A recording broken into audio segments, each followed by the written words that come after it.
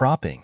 Role: punishment and public humiliation. Equipment name: knife, cutting instrument. Description: cropping involved the removal of the ears as a punishment for crimes such as theft or sedition. The equipment used was typically a knife or other sharp cutting instrument. This form of punishment was used in 17th century England and other regions as a means of marking the criminal physically. The pain was intense, and the loss of ears served as a visible and permanent mark of shame. The psychological and social impacts were significant, often leading to lifelong ostracism. Tongue removal. Role: silencing and punishment. Equipment name: knife, clamps. Description: tongue removal was a method used to punish blasphemy, heresy, or dissent against authorities. The equipment involved included a knife for cutting and clamps to hold the tongue in place. This brutal method, employed in medieval Europe and some Asian cultures, aimed to silence the victim permanently. The procedure caused severe pain, risked infection, and left the victim mute, stripping them of their ability to speak and communicate. The psychological impact of losing the tongue was profound, making it a feared punishment. Scalping. Role: method of torture and trophy taking. Equipment name: knife, scalp removal. Description: scalping involved the removal of the scalp from the victim's head. The primary equipment was a sharp knife. This method was used by various Native American tribes and during frontier conflicts in North America as both a form of torture and a means of taking trophies.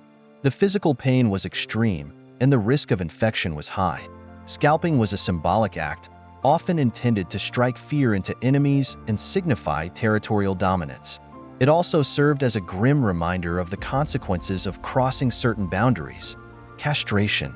Role: punishment and control. Equipment name: knife, surgical instruments. Description: castration involved the removal of the testicles and was used as a punishment or means to enforce control. The procedure utilized knives or other surgical instruments. Historically, castration was employed in ancient China, the Ottoman Empire, and other cultures to create eunuchs for roles in royal courts or harems. The act inflicted severe physical pain and had significant psychological and social implications, including the loss of sexual function and identity. Castration was often used to punish sexual crimes or ensure loyalty and obedience. Breaking wheel, Catherine wheel. Role: execution by prolonged torture. Equipment name: wheel, hammer. Description: the breaking wheel or Catherine wheel was an execution device used to break the limbs of the victim. The equipment consisted of a large wooden wheel and a hammer. The victim was tied to the wheel, and their limbs were shattered with the hammer, causing excruciating pain. The broken limbs were then interwoven in the wheel's spokes, and the victim was left to die slowly from shock or exposure.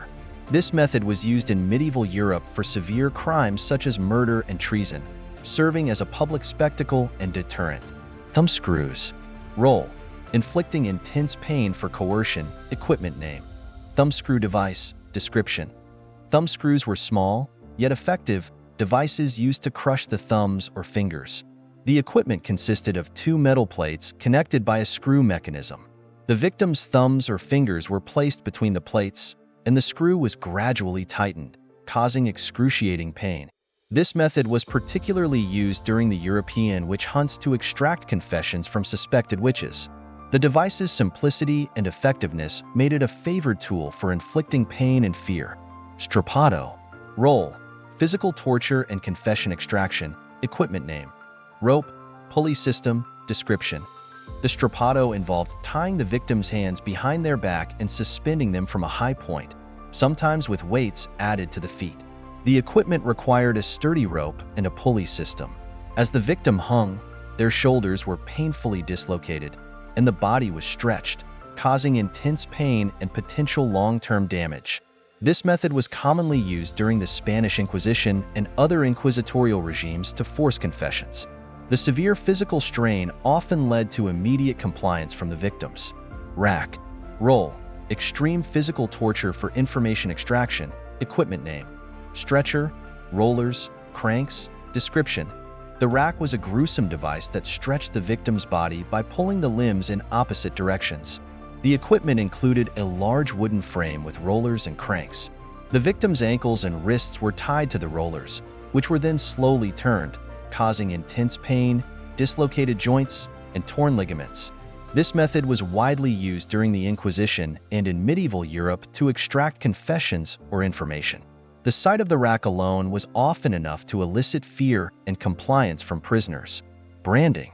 Role: marking for punishment and public shaming. Equipment name: branding iron. Heat source: description. Branding involved using a heated metal object to burn a permanent mark onto the victim's skin. The equipment included a branding iron and a heat source, such as a fire or furnace. This method was employed by various cultures, including ancient Rome and colonial America, to mark criminals, slaves, or dissidents. The intense pain and permanent scar served as a physical and psychological punishment, branding the individual as a criminal or outcast. This mark often led to social ostracism and lifelong stigma. Garrote. Role: execution method and deterrence. Equipment name: wire or cord. Tightening mechanism. Description. The garrote was a device used for execution by strangulation. The equipment typically included a metal chair and a wire or cord that could be tightened around the victim's neck. In some versions, the garrote included a spike that would pierce the spinal cord for a quicker death. This method was used in Spain and other regions as a means of execution until the late 20th century. The slow suffocation caused by the garrote was both a punishment for the condemned and a deterrent to others. Boiling. Role: extreme execution and public deterrence. Equipment name: cauldron. Heat source: boiling liquid. Description. Boiling involved submerging the victim in boiling water, oil, or other liquids, using a large cauldron heated by a fire or other heat source. This method was used in medieval Europe and Asia for executing criminals and traitors, inflicting severe burns and leading to a slow, agonizing death. The equipment's simple yet horrific nature made it a particularly feared form of punishment. The public nature of these executions served as a severe warning to potential offenders. Impalement. Role: method of prolonged torture and execution. Equipment name: wooden stake. Support structures. Description. Impalement involved driving a sharpened wooden stake through the victim's body, often avoiding vital organs to prolong suffering. The equipment consisted of a large, sharpened stake and support structures to secure the victim. This brutal method was used by the Ottoman Empire and famously by Vlad the Impaler in Wallachia. The death was slow and excruciating, as the victim could linger for hours or even days. Impalement was a highly public and terrifying punishment, intended to deter enemies and maintain control through fear. Keel hauling. Role: nautical punishment and torture. Equipment name: rope. Ship's keel. Description. Keel hauling was a punishment used at sea, where the victim was dragged under the ship's keel, causing severe injuries from barnacles and the rough surface of the hull. The equipment involved strong ropes attached to the victim, who was pulled across the underside of the ship. This method was used by pirates and navies in the 17th and 18th centuries to discipline sailors or punish pirates. The process risked drowning, severe cuts, and blunt force trauma, making it a dreaded form of maritime punishment. Rat torture. Role: psychological and physical torture. Equipment name: rat cage. Heat source. Description.